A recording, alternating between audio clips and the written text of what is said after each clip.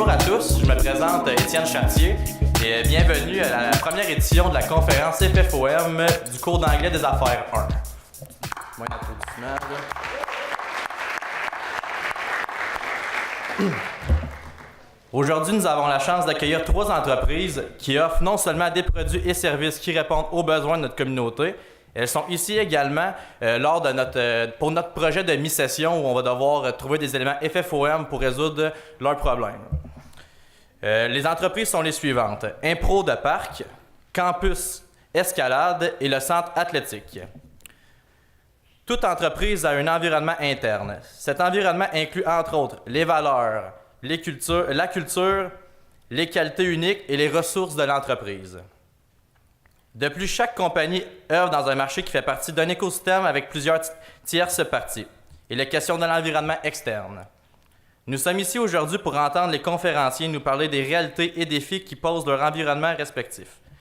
Nous pourrons leur poser des recommandations suite à notre projet de demi-session. J'ai une petite citation pour vous, donc ouvrez bien vos oreilles, c'est profond. Seulement ceux qui prendront le risque d'aller trop loin découvriront jusqu'où on peut aller. Ça, c'est M. T.S. Eliot, un ancien poète.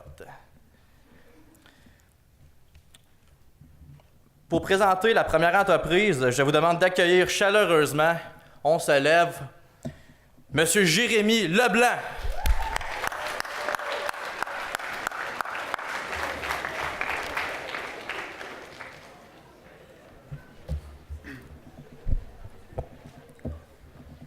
La première entreprise œuvre auprès des jeunes et dans leur mieux pour leur permettre de développer leur créativité, une qualité précieuse et utile dans toutes les sphères de la vie. Dans une improvisation mixte ayant pour thème Impro de Parc, je vous prie d'accueillir le fondateur, Monsieur Vincent Mercier.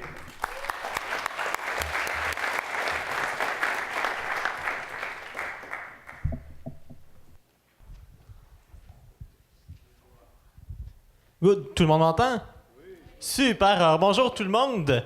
Donc mon entreprise s'appelle Impro de Parc. Impro de Parc, c'est quoi? C'est une entreprise qui a pour but de permettre aux jeunes de 12 à 17 ans de pratiquer l'improvisation pendant les vacances d'été. Parce que bien souvent, dans les écoles secondaires, les jeunes vont terminer leur ligue d'improvisation au mois d'avril pour la recommencer seulement en octobre. Donc ça donne là beaucoup trop de temps où est-ce qu'ils ne peuvent pas faire d'improvisation. Donc, c'est de là qu'est venue mon idée d'Impro de Parc.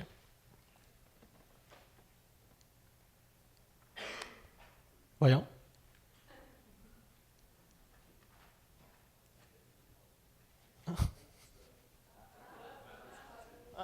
Super. Donc, les jeunes, pendant l'été, pour le moment, j'ai un seul produit qui est la Ligue d'improvisation.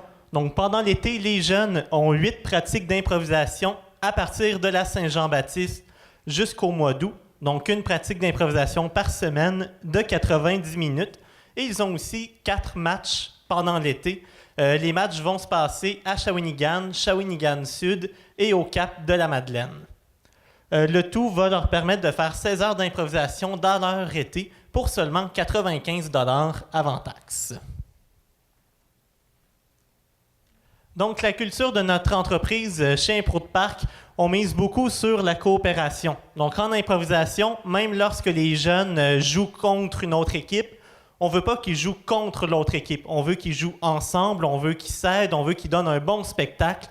Donc, pour nous, la coopération va être super importante. Parce qu'après tout, ça va aider aussi pour notre autre valeur qui est la communauté. Donc, nous, notre but, c'est de mettre un divertissement dans les parcs où est-ce qu'il ne se passe pas grand-chose d'habitude dans certains coins des villes. Donc, par exemple, au Cap de la Madeleine, Parc des Ormeaux, il ne se passe pas grand-chose dans ce coin-là au niveau culturel. Donc, Impro de Parc va permettre en même temps de répondre à un autre besoin pour la communauté, qui est de mettre une activité culturelle. Donc, si nos jeunes ne coopèrent pas les uns avec les autres, ça va faire un mauvais spectacle. Les gens n'aimeront pas voir ce qu'ils voient. Ensuite, ce qui est important pour nous aussi, c'est le plaisir, la créativité. 2 valeurs très importantes là, parce qu'après tout, l'improvisation, c'est beaucoup d'imaginaire et beaucoup de fun. Donc, la structure interne de l'entreprise, c'est tout de même assez simple. Pour cette année, propriétaire, entraîneur-chef, c'est la même personne, c'était moi. Par contre, lorsqu'on va se développer, là, il va y avoir un entraîneur-chef par région qui va s'occuper de gérer les équipes. Donc, le propriétaire, moi, s'occupait d'engager l'arbitre, de s'assurer qu'il faisait son travail adéquatement. Et puis, je m'occupais aussi d'engager des coachs, donc à Shawinigan, Shawinigan Sud et au Cap-de-la-Madeleine, afin de m'assurer que chaque équipe ait un coach expérimenté qui puisse les aider là, avec leur mission de jouer de l'improvisation. Pour le Cap-de-la-Madeleine, on a un cas assez particulier, où est-ce qu'à Trois-Rivières, c'est super compliqué de faire quelque chose dans un parc. À Shawinigan, tu veux faire quelque chose dans un parc, pas de problème, c'est gratuit, tu y vas, tu peux y aller. L'important, c'est que tout le monde ait accès au parc. À Trois-Rivières, c'est pas le cas. Il faut obligatoirement être un centre communautaire pour avoir le droit d'organiser une activité dans un parc. Ça rend la tâche extrêmement difficile.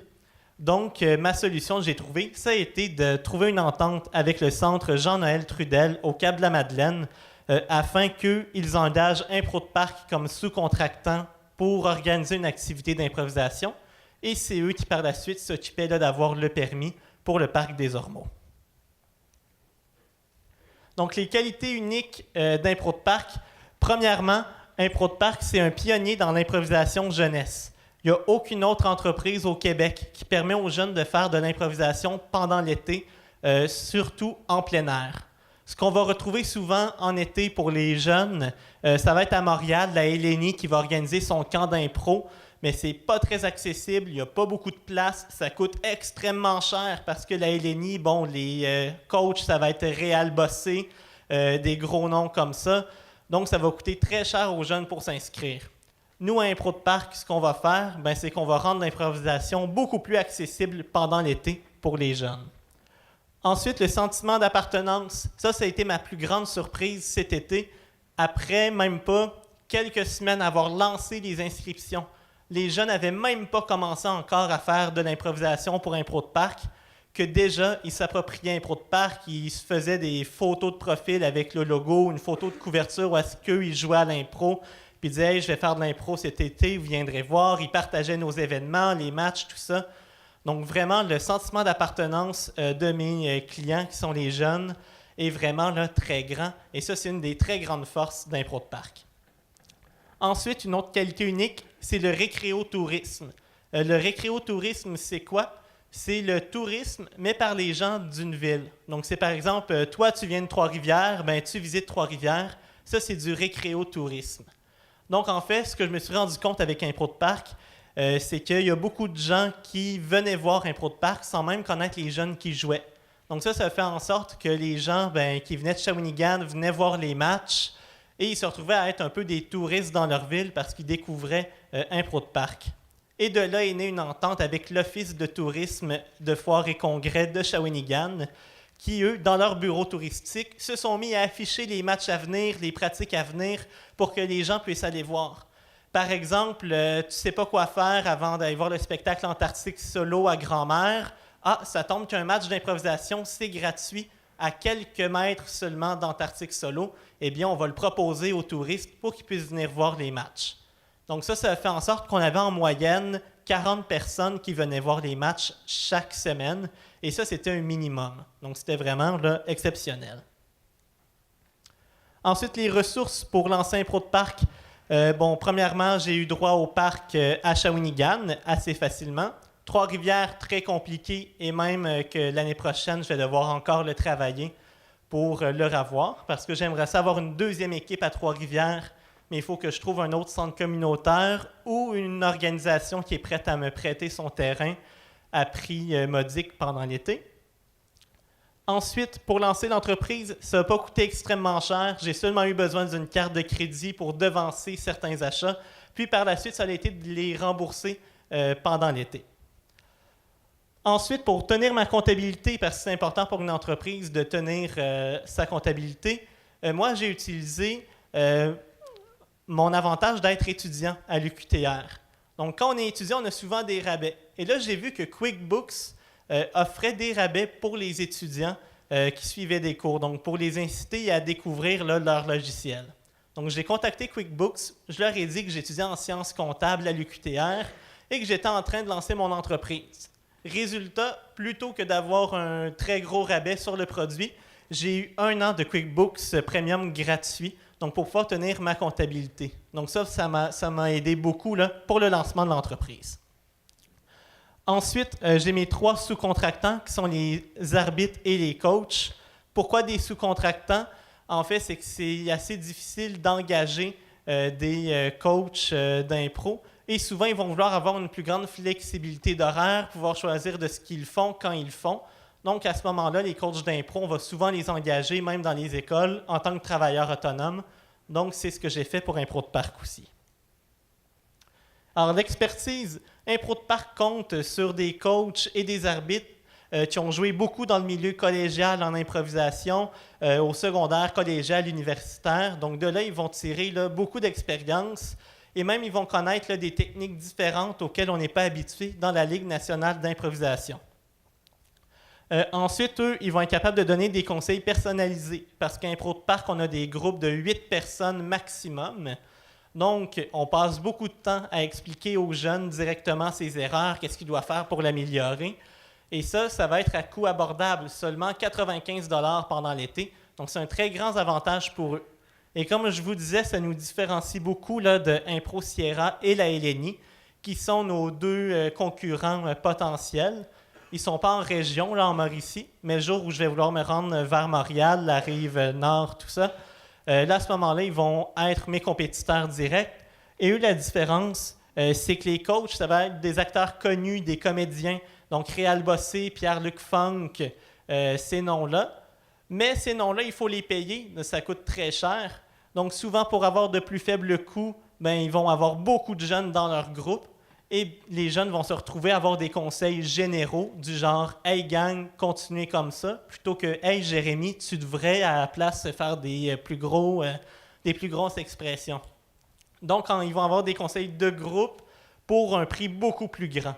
Donc, c'est ça qui nous différencie d'Impro de Parc, c'est qu'on va être plus personnalisé pour moins cher.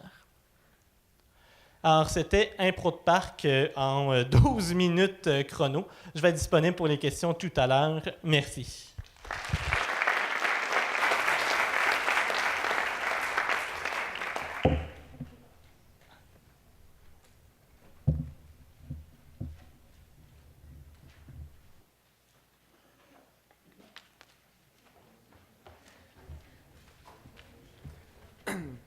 Pour vous présenter la deuxième entreprise, agrippez-vous bien à votre siège car la deuxième entreprise peut vous faire tourner la tête sans dessus-dessous. Ici pour vous présenter Campus Escalade, veuillez accueillir deux de ses fondateurs, Fanny Carrière et Philippe Beaulieu.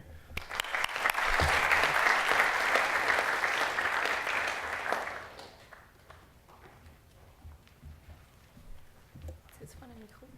Lui, il fonctionne. Ouais. Bon, bonjour tout le monde. Vous me ferez signe si je parle trop fort. Là. On n'est pas très habitué de parler devant le micro. Je vous présente Fanny Carrière. Moi, c'est Philippe Beaulieu. On est les copropriétaires de Campus Escalade. On a un troisième partenaire qui est Stéphane Carrière, qui ne pouvait pas être là aujourd'hui. Je vais vous expliquer rapidement un petit peu nos rôles dans l'entreprise. Dans le fond, moi et Fanny, on travaille à temps plein à l'entreprise. On gère le gymnase au complet. Puis Stéphane, lui, il agit surtout en termes de en mentor puis en investisseur. S'il y a une chose que je peux dire en commençant, c'est qu'un mentor, c'est très utile en commençant. Maintenant, pour ce qui est de Campus Escalade, nous, on œuvre dans le secteur du loisir. On est un gymnase d'escalade de bloc. L'escalade de bloc, pour faire un petit bref, là, c'est quoi? C'est des murs de 15 pieds de haut. Il n'y a pas de corde, pas d'harnais. On monte pas attaché. Quand on est rendu en haut, on se lance en bas sur des matelas d'à peu près 3 pieds. Donc, c'est une des 3 disciplines qui va faire partie des Jeux olympiques. Il y a l'escalade de bloc, l'escalade de voie que vous connaissez avec une corde puis un harnais, et l'escalade de vitesse, qui est le but, c'est se rendre en haut le plus rapidement possible. Pour ce qui est de la mission du Campus Escalade, c'était de créer une communauté de grimpeurs à Trois-Rivières. Nous, on se basait sur toutes les autres villes. Il y avait une grosse communauté. Il y a tellement de grimpeurs. La vague était là. Ça s'en vient aux Jeux olympiques en 2020. Donc, oups, c'est vrai, il faut changer. Donc, nous, c'était de créer une communauté. Puis c'est une des fiertés qu'on a en ce moment, c'est qu'on a créé énormément de grimpeurs, puis ça continue tout le temps d'augmenter. Nos objectifs, c'est de faire découvrir l'escalade à plus de monde possible, de partager notre passion, parce qu'on était déjà des grimpeurs qui étaient au gymnase d'escalade 6 jours semaine, si la peau le permettait. Fait que c'est de faire découvrir l'escalade, puis de rester à l'affût des avancées, parce qu'il y a tout le temps des nouvelles prises, des nouveaux volumes, plein d'affaires. On va vous expliquer ça plus approfondi tantôt.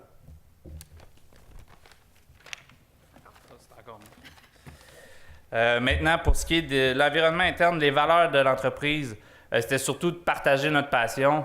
Je pense que ça paraît déjà. Quand vous venez au gymnase, on vous parle tout de suite de comment on aime ça. On vous donne des petits cours quand vous arrivez. Je pense qu'on est une équipe dynamique. Je suis pas mal sûr que tout le monde qui vient au gymnase n'est pas habitué de se faire appeler par son prénom, de se faire donner des trucs tout de suite en partant. Pour ce qui est de la qualité unique, c'est qu'on est le seul gymnase qui est un gymnase de bloc entre Montréal et Québec. On est un des plus gros au Québec aussi. On a des murs, des matelas, des prises d'escalade. On compte à peu près 15 employés à temps partiel. On a 5 employés temps plein, puis le reste, c'est tous des employés à temps partiel. Là-dedans, on a des gens d'accueil. On a beaucoup d'ouvreurs. Un ouvreur, qu'est-ce que c'est? C'est à chaque semaine, on change les trajets sur les murs. Donc, ils dévissent toutes les prises, ils les lavent, puis ils repartent avec leur imagination, ils changent les trajets.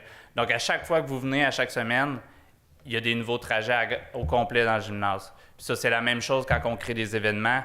Souvent, on enlève les 50 trajets du gymnase, on repart à zéro en 2 jours, on refait tout au complet pour que l'événement, vous ayez 50 nouveaux problèmes à faire. Fait que. Oh, ça marche pas, ça. Comment? Vas-tu utiliser ça? Fait que, en fait, c'est ça pour compléter un peu ce que Philippe il disait. Si on parle de nos ressources, justement, là, il a dit les murs, les matelas, les prises d'escalade. Fait que ça va vraiment constituer ce qui est important, en fait, là, quand on a ouvert le centre d'escalade. C'était vraiment les 3 éléments les plus importants. On a dû faire face aussi à quelques pas des problèmes, en fait, là, mais il fallait trouver des obstacles.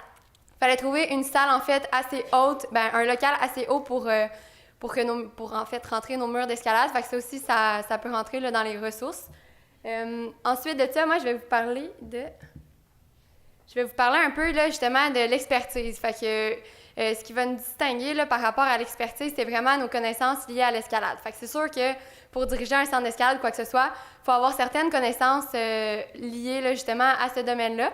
Un peu dans le même sens d'idée pour nos employés clés. Justement, là, on va parler principalement de la gérante, donc la personne qui va s'occuper des employés, en fait.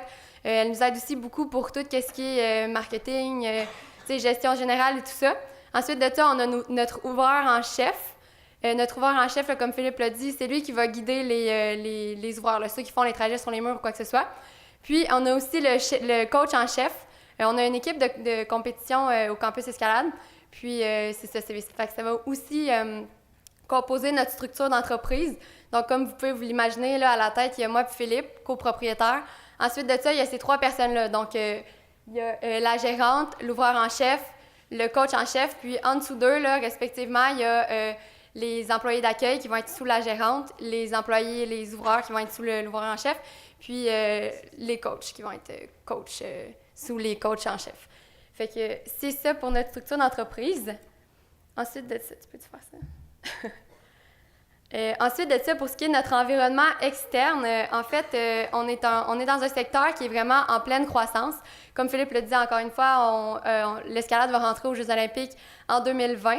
Donc ça, c'est super intéressant pour nous, là. On voit les centres d'escalade qui ouvrent partout au travers du Québec. Là, si vous allez voir à Montréal, dans la dernière année, il y en a peut-être 6 qui ont ouvert. Puis on entend encore parler de beaucoup de projets là, et tout ça. Donc ça va être super bon pour nous. En fait, plus il y en a, plus il y a de gens qui connaissent l'escalade.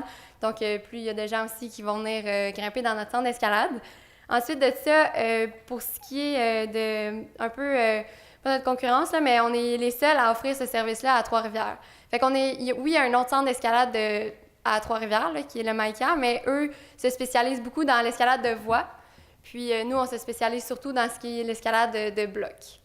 Donc, c'est ça, c'est vraiment différent. Notre clientèle cible. Donc, notre clientèle cible, c'est vous, en fait. C'est vraiment les 18-30 ans. On parle là, des étudiants qui sont en forme. C'est sûr qu'on a aussi là, beaucoup de clients, là, des adultes, des enfants ou quoi que ce soit, mais c'est vraiment principalement, là, c'est notre clientèle principale, en fait. Fait que c'est vous qui va prendre comme les abonnements et tout ça, c'est vraiment votre âge. C'est ça pour cette partie-là de l'environnement externe. Maintenant, pour ce qui est de nos distributeurs, on en a plusieurs, puis les partenaires, on s'est fait aussi une bonne gang d'alliés, si on peut dire. Pour les distributeurs, c'est sûr qu'il y avait beaucoup de distributeurs d'Europe qui font des murs d'escalade. Il y avait des distributeurs canadiens puis américains. Au début, on a fait faire des soumissions un petit peu partout. On a choisi de faire affaire avec une compagnie qui est Délire Escalade à Québec, qui ont déjà 3 succursales. Puis eux, ils ont une usine aussi qui font les murs, les matelas, puis les prises. On a décidé de faire affaire avec eux parce qu'ils prônent tout ce qui est québécois. Tu sais, toute leur structure, au lieu d'être en acier, est en bois. C'est du bois québécois. Tous leurs panneaux, c'est du merisier québécois. Le foam pour les matelas, c'est du foam d'une usine québécoise. Fait que nous, ça a vraiment penché dans la balance. Le prix était sensiblement pareil, mais on était vraiment contents d'encourager tout ce qui était fait au Québec. Il y a beaucoup de compagnies de prises du Québec. Si vous voyez sur la photo, tous les modules gris, c'est des volumes qui, en compétition d'escalade, c'est rendu très à la mode. Puis ça, c'est rendu une compagnie internationale. C'est un gars de Montréal qui a commencé. Il est rendu à Tokyo, il est rendu jusqu'en Europe aussi, jusqu'au Brésil aussi. C'est vraiment rendu la base en escalade. Fait que ça aussi, on est content de l'encourager. Pour ce qui est des partenaires, on a des partenaires parce que le campus escalade, c'est plus que de l'escalade. On a un café, on a un service de traiteur qui, quand vous venez au gymnase, il y a du manger. On a des entraînements. Une fois par semaine, il y a du yoga offert gratuitement à nos membres. Il y a des entraînements de groupe, un peu style CrossFit, mais plus avec le poids de votre corps. On a fait affaire avec un entraîneur personnel de Solia Yoga pour le yoga. On a la bière les jeudis soirs qu'on a fait une entente avec la microbrasserie Les Grands Bois. Donc, si jamais vous êtes majeur et vous venez jeudi soir, vous avez le droit de prendre un verre. Pour ce qui est des compétiteurs, Fanny en a parlé un petit peu. On en a un à Trois-Rivières, mais ça ne rentre pas beaucoup parce qu'on n'a pas le même service. Puis pour ce qui est des autres, c'est vraiment dans d'autres grandes villes. Fait qu'on n'a pas vraiment de compétiteurs à Trois-Rivières. Pour ce qui est du gouvernement... Ça l'influence. En fait, c'est ça, on a mis les points qu'il y avait sur votre liste là, pour votre travail, mais les points par rapport là, au gouvernement, c'est sûr que nous, le gouvernement n'influence pas vraiment notre entreprise parce qu'on n'a pas affaire avec le domaine public ou quoi que ce soit.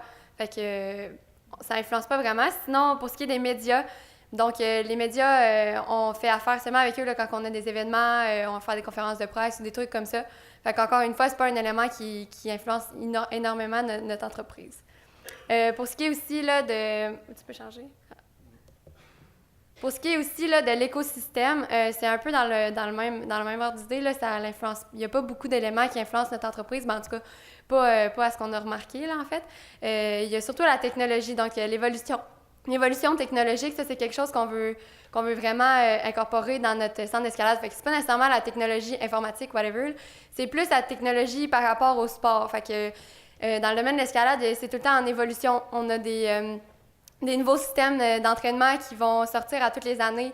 Les murs vont changer, les techniques, en fait, toutes les techniques là, par rapport à l'escalade vont tout le temps évoluer. Puis ça, c'est vraiment quelque chose qu'on veut emmener, là, puis se tenir à la fine pointe de la technologie par rapport à tout ça. Donc, ça fait le tour. Ça n'a pas très rapport à votre liste, mais c'est plus sur une note personnelle qu'on va finir. Si on a un conseil à vous dire, si vous voulez partir en affaires, c'est plus suivez votre gut. T'sais, moi, je connaissais rien pantoute. J'ai décidé d'y aller, j'ai connu Fanny, puis finalement, ça a payé. Fait que... C'est toujours des hauts et des bas, mais au bout de la ligne... Suivez votre gut. Merci beaucoup.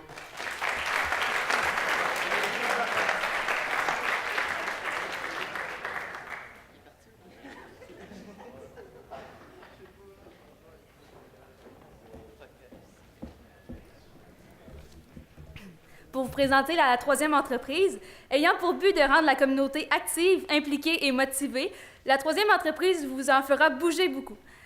Ici, pour nous présenter le centre athlétique, veuillez accueillir sa fondatrice, tout aussi active, impliquée et motivée, Laurie Bellerive.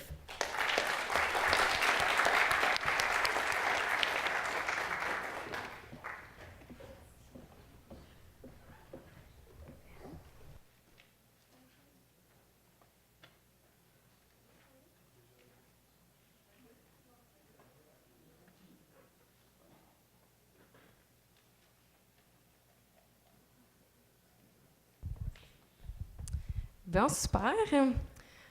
Donc, merci en premier de m'accueillir ici. Je suis vraiment contente d'être ici avec vous aujourd'hui pour vous présenter un petit peu plus le centre athlétique.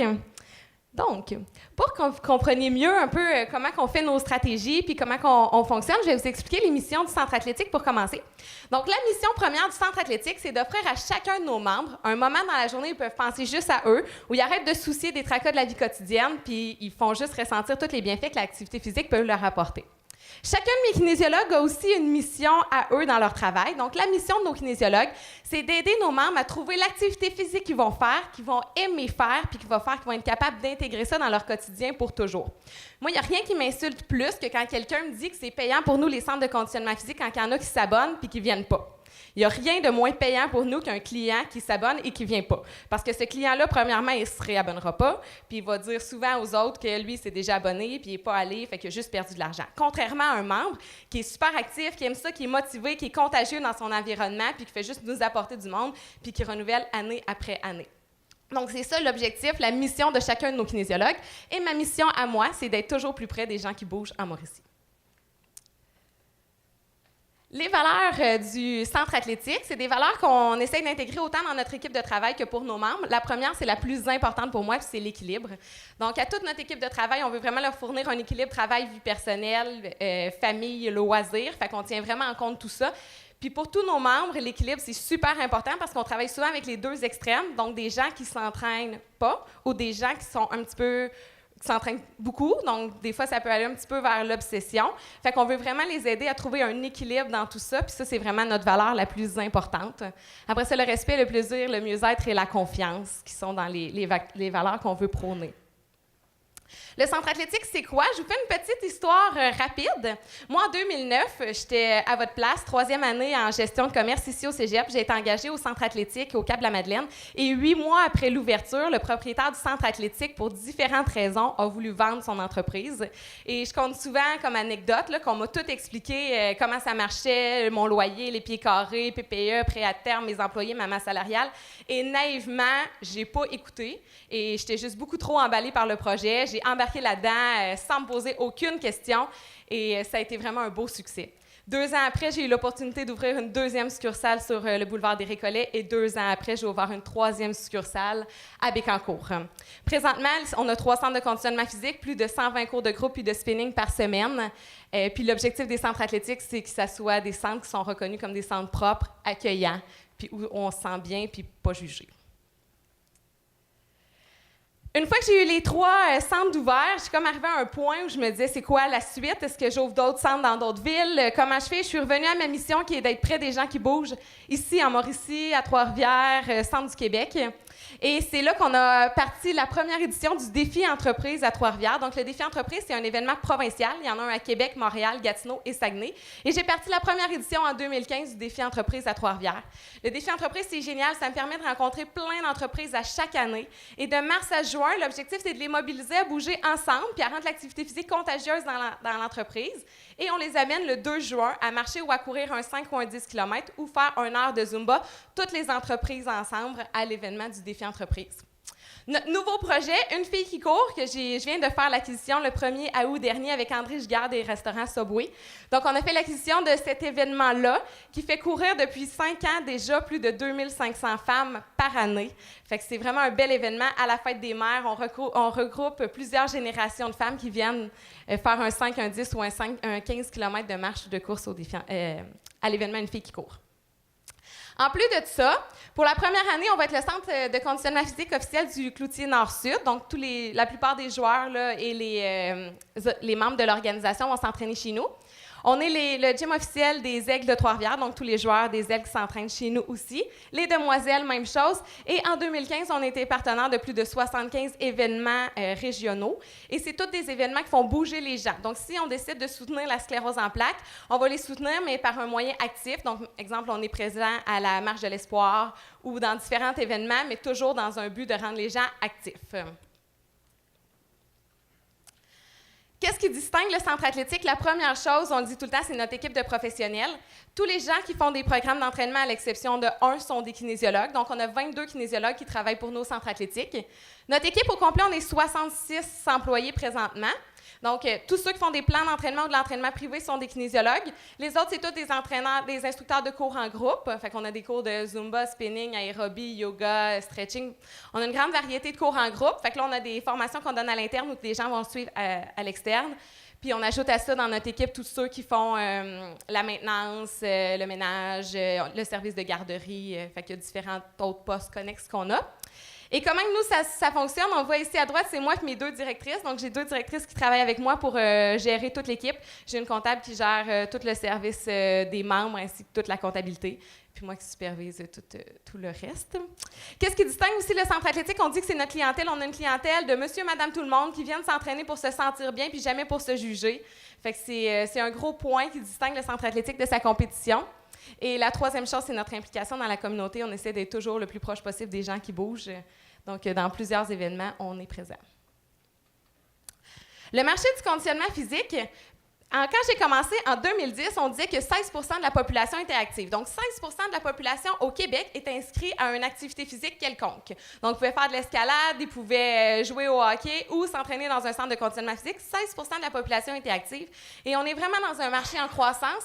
En date du 31 décembre 2017, 22 % de la population est active. Donc, de plus en plus, on est conscientisé par l'activité physique. On sait qu'on doit bouger. Donc, c'est vraiment un marché qui est en croissance. Au centre athlétique, comment ça se concrétise? 48 % de notre clientèle est des hommes, 52 % des femmes.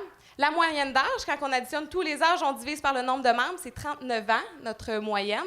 19 % des étudiants, 61 % des travailleurs, 20 % des retraités. Donc, c'est quand même très, très large. Mais ça fait quand même que notre persona, je ne sais pas si c'est quelque chose que vous voyez ici à l'école, notre cliente type, c'est...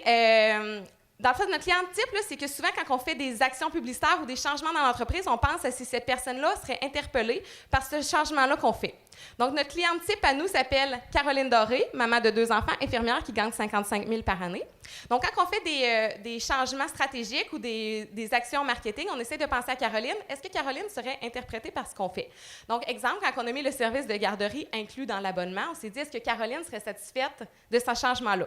Ou quand on regarde, est-ce qu'on a des arrêts d'autobus qui arrêtent proche du centre athlétique? Est-ce que Caroline, ça serait un avantage pour elle qu'on soit situé près d'un arrêt d'autobus? Et on pense, à chaque fois qu'on fait une action publicitaire ou qu'on achète de la pub ou peu importe, une action marketing, on se réfère à Caroline en grande majorité du temps. Après ça, un petit peu plus provincialement, comment est le marché du conditionnement physique?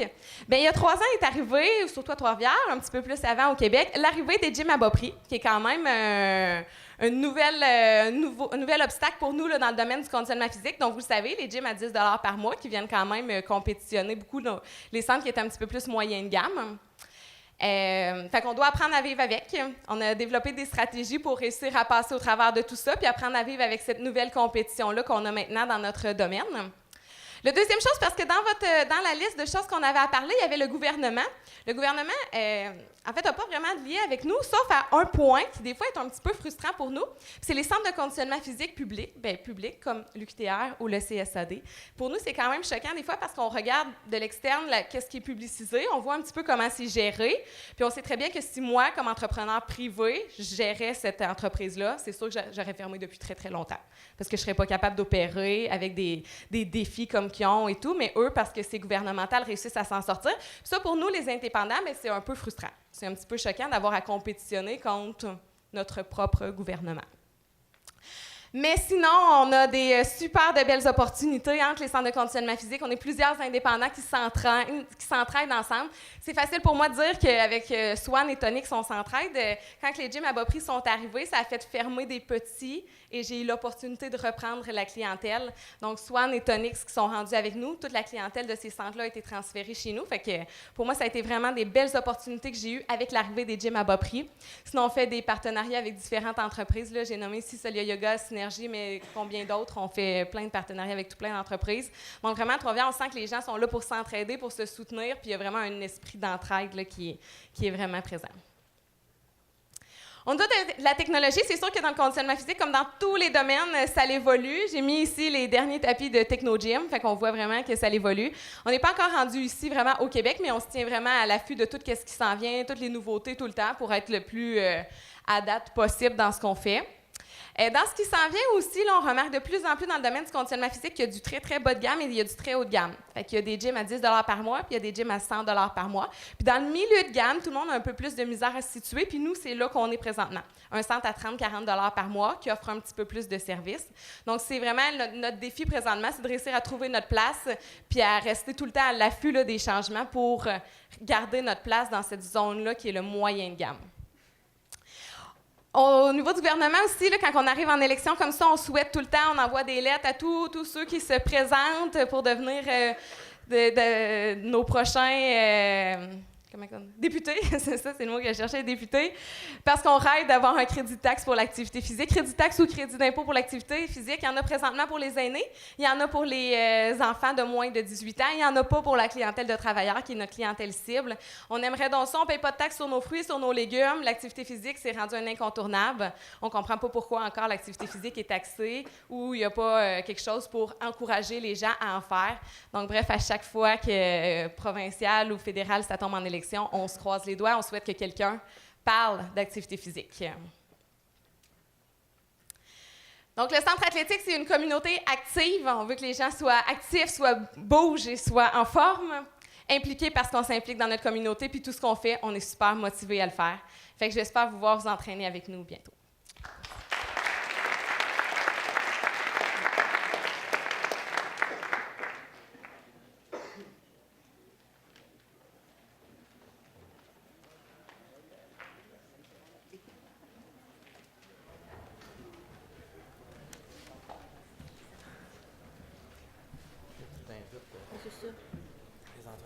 On va commencer par réinviter les entrepreneurs à revenir sur la scène pour répondre aux questions des étudiants.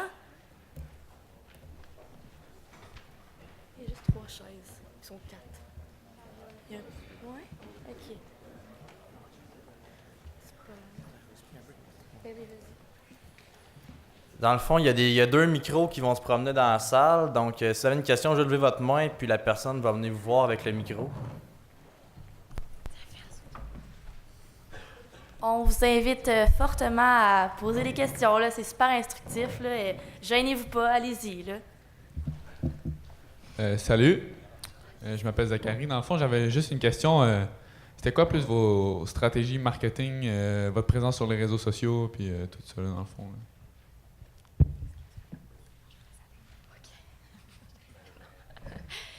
Au campus Escalade, la façon qu'on fonctionne, en fait, pour tout ce qui est marketing, réseaux sociaux, tout ça, premièrement, on a une personne là, qui s'occupe de nos réseaux sociaux. Fait que c'est un contractuel, en fait. Fait qu'il s'occupe vraiment, c'est ça, de tout gérer, là, qu'est-ce qui est Instagram Stories, le fil Facebook et tout ça.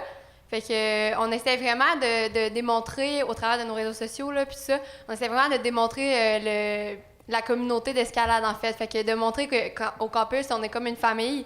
Puis c'est vraiment là-dessus qu'on va se baser, en fait, principalement pour faire notre marketing. Fait que ça va être pas mal ça. Ouais. Donc, pour Impro de Parc, pour ce qui est marketing, on va se concentrer surtout sur les réseaux sociaux parce que c'est là que notre clientèle cible se retrouve majoritairement. Donc, on va alimenter là, la page Facebook, Instagram, les stories Instagram, nous aussi, parce que c'est vraiment quelque chose qui est très populaire, donc ça vaut la peine d'en faire. Et à ce moment-là, je vais montrer souvent les activités qu'ils font, leurs pratiques, les matchs un peu, des extraits vidéo. Et on va aussi avoir des dépliants là, qui vont aller dans les écoles secondaires où se trouve notre public. Pour notre part, on sort tout le temps les budgets pour l'année d'après au 31 mai. Fait que j'essaie de tout réserver ma publicité un petit peu d'avance. Fait qu'à peu près au mois d'avril-mai, on réserve toute la publicité pour l'année qui suit au complet. Fait comme ça m'évite d'avoir à prendre des décisions sur le coût de l'émotion. Il y a tout le temps des gentils représentants publicitaires qui viennent nous rencontrer pour un cahier spécial quelconque sur l'activité physique. Puis avant, je disais oui à presque tout. Fait que maintenant, on essaie d'être très, très structuré. Comme j'ai dit tantôt, on cible tout le temps Caroline. Donc, Caroline, infirmière, 2 enfants, 55 000 par année. On regarde un petit peu quel média Caroline regarde, qu'est-ce qu'elle consomme. Puis c'est comme ça qu'on cible. On prend les mêmes stratégies sur les médias sociaux, fait que sur Instagram, sur Facebook et tout. On prend les mêmes stratégies pour aller cibler toujours Caroline. J'aimerais rajouter aussi là, qu'on fait justement un peu comme Laurie, une fois par année aussi, on fait tout notre plan marketing. En fait, là, j'ai parlé des réseaux sociaux, mais il y a aussi tout le reste, là, qu'est-ce qui est radio et tout ça. Fait que c'est vraiment décidé là, un peu de la même façon, une fois par année. Puis on vise là, encore là, on vous vise vous. Fait que c'est ça.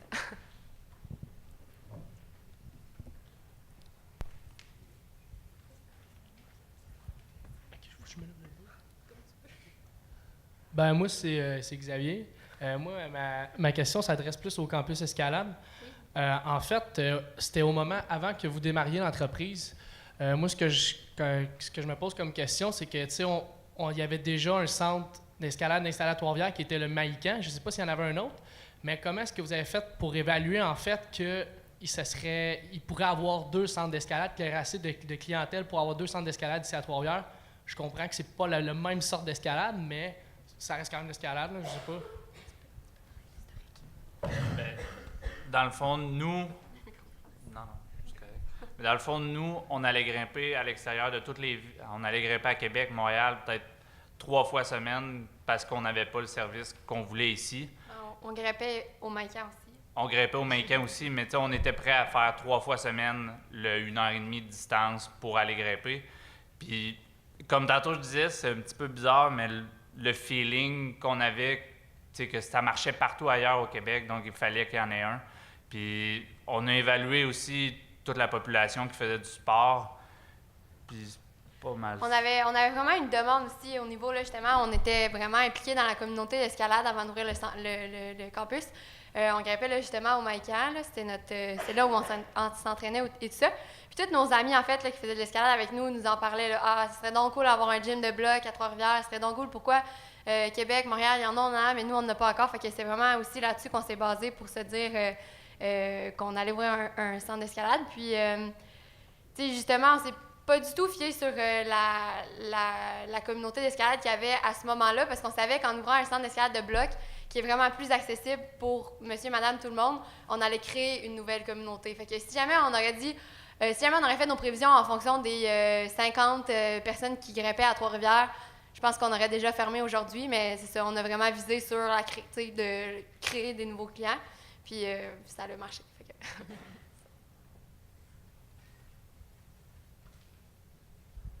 En fait, je voulais savoir, quel a été vos moments plus bas, en fait, vous trois, dans votre entreprise? Mettons les hauts et les bas, il y a tout le temps des hauts, mais les bas aussi pour savoir à quoi s'attendre plus tard.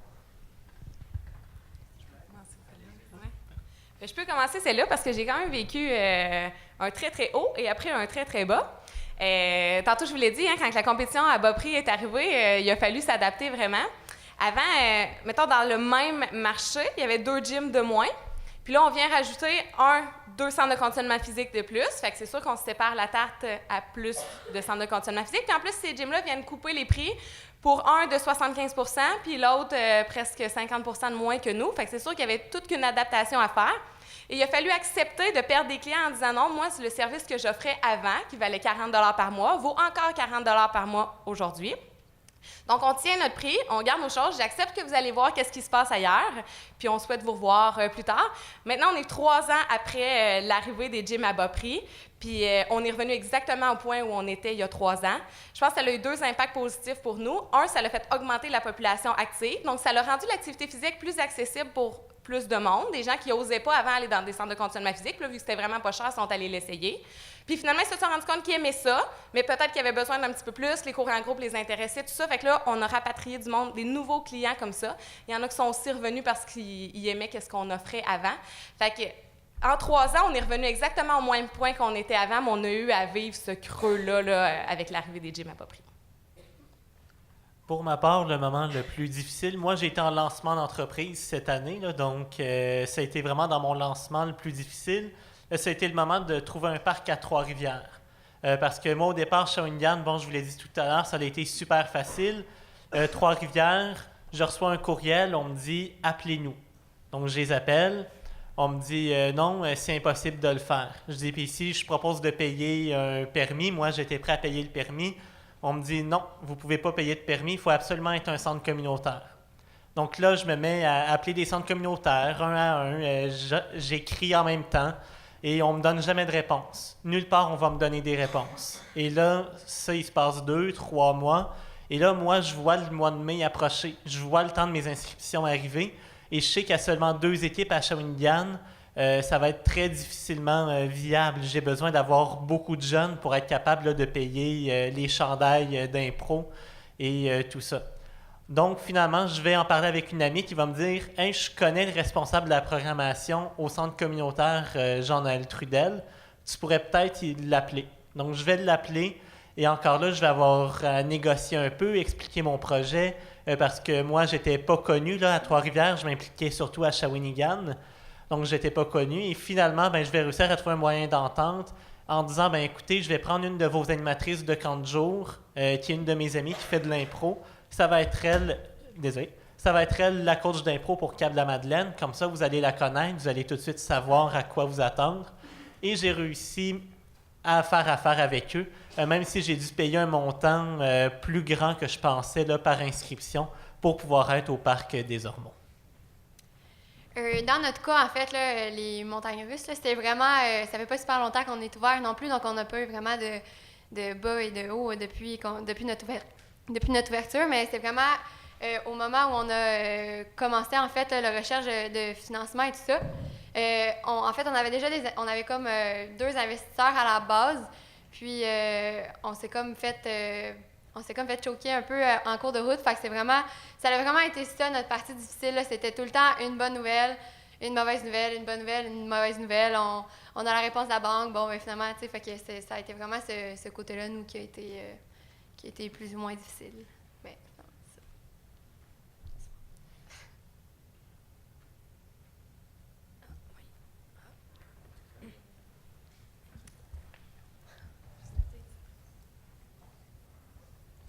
Bonjour, je m'appelle Christophe. J'ai une question pour vous 3. Selon vous, qu'est-ce qui pourrait être amélioré au sein de votre entreprise?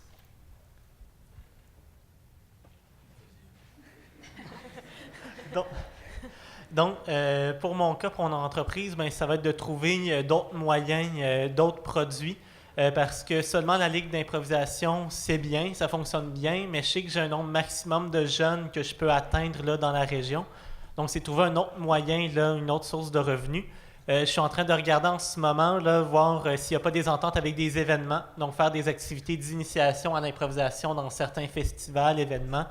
Je teste d'ailleurs mon produit ce soir avec le Carrefour Jeunesse Emploi Shawinigan, mais il y a aussi l'opportunité de peut-être faire des cours d'initiation en improvisation dans les camps de jour pendant l'été. Donc ça, c'est mes 2 choses que je regarde pour l'entreprise. Mais ce qui a amélioré, c'est vraiment de trouver autre chose pour aider là, à avoir une source de revenus. Mais c'est sûr qu'on a tout le temps des choses à améliorer. Moi, je dirais que c'est peut-être... on veut tout le temps que nos employés soient encore plus près des membres, encore plus proches, qu'ils aient posé plus de questions, tout ça. Fait que c'est toujours travailler de plus en plus fort là-dessus pour qu'on développe vraiment une relation de proximité avec chacun de nos membres. Fait que toujours travailler constamment là-dessus. Au niveau des cours en groupe aussi, là, il y a des nouvelles tendances dans les cours en groupe qui sortent. Fait que c'est sûr qu'on peut toujours s'améliorer en ayant encore toujours plus les nouveautés, les nouvelles affaires qui viennent de sortir. Pour nous, pour notre part, je pense que qu'est-ce qu'on a besoin d'améliorer, c'est vraiment d'augmenter notre superficie de mur. Parce que souvent, on arrive déjà que il y a des gens qui rentrent puis il n'y a plus beaucoup de place, mais c'est un beau problème en tant que tel. Mais je pense que nous, il faut augmenter notre superficie de mur. Puis il y a un gros réseau de compétition dans le réseau de la Fédération québécoise d'escalade. Fait que nous, ce qu'on veut, c'est améliorer notre équipe de compétition, trouver plus d'espace, plus de coachs pour grossir de plus en plus l'équipe sur le réseau.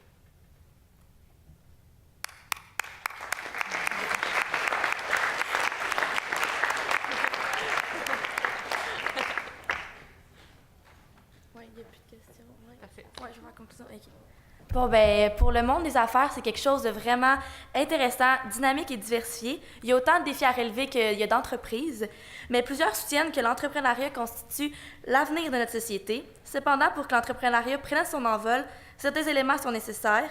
Nous devons, par exemple, avoir des entrepreneurs impliqués.